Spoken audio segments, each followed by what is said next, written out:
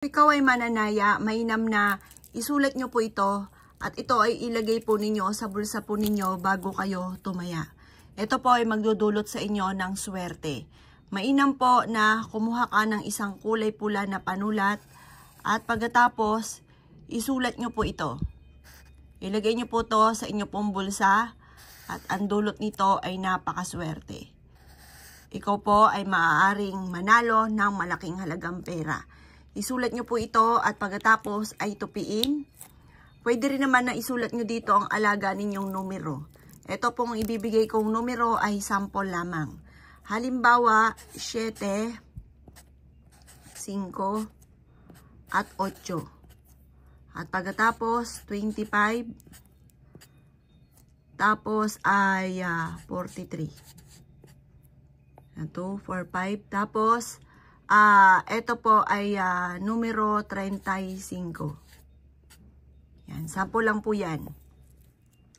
Pagkatapos, mag-wish ka na sa numerong ito ay mananalo na ako ng jackpot. Basta lagi kang positive ha.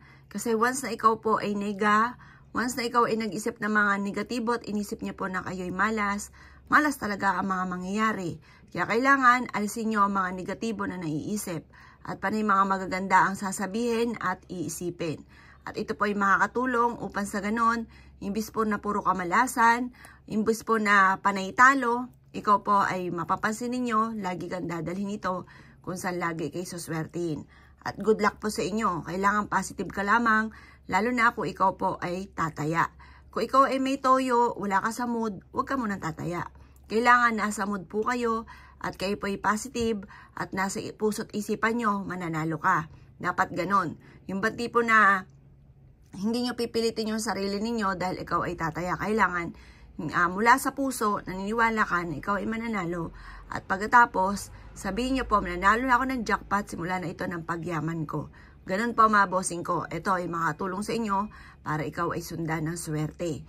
Kung hindi ka naman mananaya, pwede nyo rin itong isulat sa main door ninyo, ang sign na ito, at makakatulong po ito para lagi kang swertihin. Proven po yan. Kaya ako ikigagawan ng itong mga pamamaraan, ay siya mga boss. Good luck po sa inyo po lahat.